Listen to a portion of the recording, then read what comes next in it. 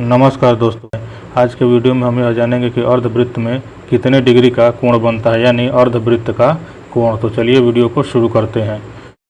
सबसे पहले परिभाषा में देखते हैं। लिखा है कि किसी वृत्त के व्यास द्वारा वृत्त के किसी बिंदु पर, मतलब कह रहा है कि वृत्त के व्यास द्वारा, कोई भी वृत्त है उसका यदि व्यास से यदि वृत्त के किसी बिंदु पर, वृत्त क्या है, यह सर्किल जो है यही वृत्त है, किसी भी बिंदु पर यदि हम कोण बनाएंगे तो वह क्या कहलाएगा, अर्धवृत्त का कोण कहलाएगा। हमने पीछे के वीडियो में यह जाना कि किसी वृत्त का व्यास वृत्त को क्या करता है, दो भागों में विभाजित करता है और उनमें से प्रत्येक भाग को अर्धवृत्त कहते हैं। तो इसमें अर्धवृत्त में क्या कह रहा है कि व्यास के द्वारा यदि वृत्त के किसी भी बिंदु पर कोण बनेगा तो वह क्या होगा, अर्धवृत्त का कोण कहलाएगा। अथवा वृत्त के, यानी कह रहा है, इसी को एक और तरीके से कह सकते हैं कि वृत्त के व्यास द्वारा अर्धवृत्त के किसी बिंदु पर बना कोण समकोण होता है।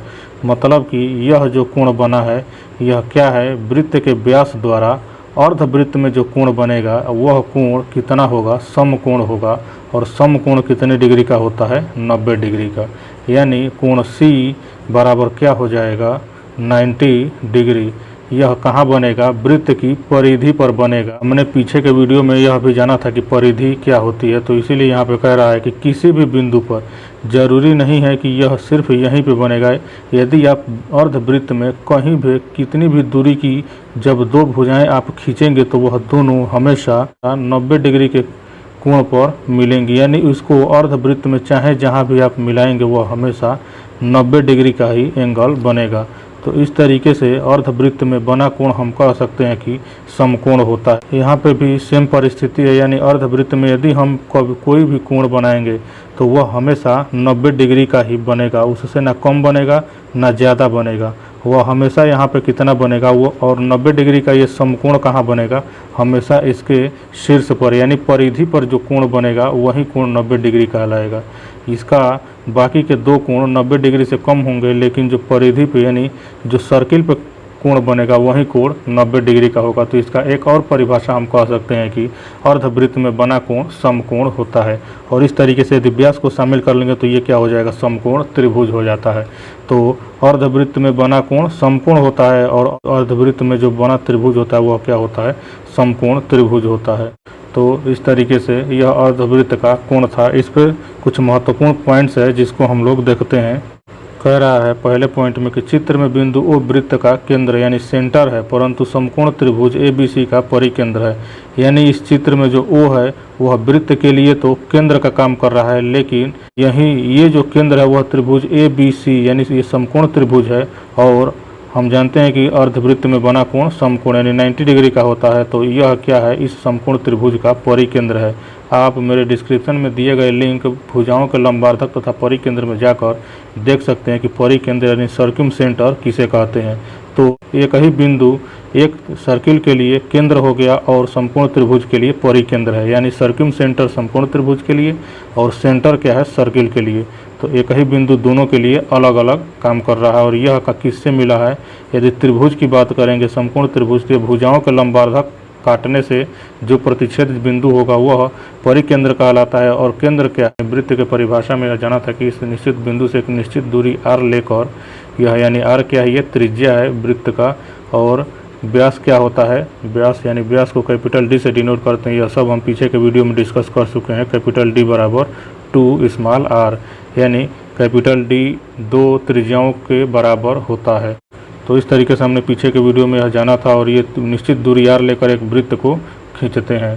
तो एक ही बिंदु समकोण त्रिभुज के लिए परिकेंद्र हो गया और वृत्त के लिए केंद्र हो गया। तो इसे हमें ध्यान में रखना है। दूसरा पॉइंट देखते हैं। दूसरे पॉइंट में कह रहा है कि रेखाखंड AB वृत्त का व्यास है, यानी इस चित्र में रेखाखंड AB क्या है, वृत्त का व्यास है, यानी डायामीटर है।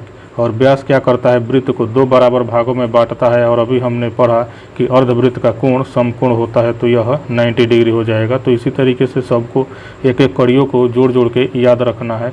लिखा है कि वृत्त का व्यास क्या है, रेखाखंड AB है, जबकि समकोण त्रिभुज ABC की एक भुजा कर्ण है। मतलब कि यह AB रेखाखंड वृत्त के लिए व्यास का काम कर रहा है और समकोण त्रिभुज के लिए कर्ण का, यानी वृत्त के लिए यह क्या है, व्यास है और त्रिभुज के लिए क्या है, कोण यानी एक भुजा है। इनकी तीनों भुजाओं, त्रिभुज क्या होता है, त्रिभुज 3 भुजाओं से घिरी हुई बंद आकृति को त्रिभुज कहते हैं।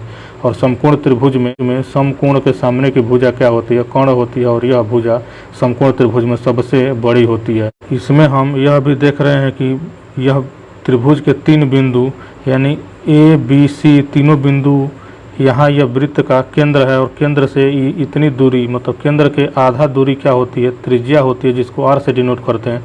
और इधर की आधी दूरी आर हो गई, और इससे भी हम जब मिलाएंगे बिंदु सी से तो यह क्या हो जाएगा, यह भी आर हो जाएगा। तो हम यह कह सकते हैं कि अर्धवृत्त में बने त्रिभुज के तीनों शीर्षों की केंद्र से दूरियां बराबर होती है। या फिर आप परिकेंद्र में जाएंगे, त्रिभुज की भुजाओं के लंबार्धक तथा परिकेंद्र के टॉपिक में जाएंगे, डिस्क्रिप्शन में उसका लिंक मिलेगा, तो वहाँ पे भी इस पॉइंट को मैंने बताया है कि परिकेंद्र ओ से, यानी परिकेंद्र ओ से वहाँ पे त्रिभुज की बात होगी, एक समकोण त्रिभुज की बात की जाएगी, और उसका परिकेंद्र ओ से इतनी दूरी यानी कोण के बराबर, आधे के बराबर दूरी लेकर एक वृत्त खींचा जाएगा, तो त्रिभुज के, समकोण त्रिभुज के तीनों शीर्षों से होकर परितः जाएगा, और इसको परिवृत्त कहते हैं। यहाँ पे हमने वृत्त में पढ़ा कि इसको हम लोग क्या कहते हैं, वृत्त के अंदर एक समकोण त्रिभुज बन रहा है, और वह समकोण त्रिभुज कहाँ बनेगा, अर्धवृत्त में ही बनेगा। यानी एक समकोण त्रिभुज जब हम वृत्त में बनाएंगे तो वह हमेशा अर्धवृत्त में ही बनेगा। समकोण त्रिभुज में, यानी समकोण त्रिभुज ए बी सी में यह जो ओ बन रहा है, यह ओ वह कोण ए बी का मध्य बिंदु भी है। और यहाँ पे यदि शीर्ष से हम मिला दें तो यहाँ पे 90 डिग्री का एंगल बनता है। वह समकोण त्रिभुज में भी यही स्थिति होती है कि समकोण त्रिभुज का परिकेंद्र कोण को 2 बराबर भागों में विभाजित करता है, और यदि समकोण से एक रेखाखंड इस परिकेंद्र तक खींच दे तो यह रेखाखंड भी इनके बराबर हो जाता है। मतलब ये तीनों आपस में बराबर हो जाते हैं, और यहाँ पे 90 डिग्री का एंगल बन जाता है, और यह क्या है, 90 डिग्री है। तो सेम स्थिति यहाँ पे भी होता है। यह समकोण त्रिभुज के लिए परिवृत्त है, और वृत्त के लिए यह अर्धवृत्त में बना समकोण त्रिभुज है। तो इस तरीके से आज का हमारा टॉपिक अर्धवृत्त का कोण था। आगे के वीडियो में हम यह देखेंगे कि वृत्त के किसी चाप द्वारा केंद्र पर बना कोण परिधि पर बने कोण का दुगुना होता है। तो आगे के वीडियो देखने के लिए हमारे चैनल को सब्सक्राइब कर ले और बेल आइकन को प्रेस कर ले, जिससे नए वीडियो का नोटिफिकेशन आपको मिलता रहे। और यदि यह वीडियो आपको अच्छा लगे तो इसे लाइक करें, शेयर करें और कमेंट करें। धन्यवाद।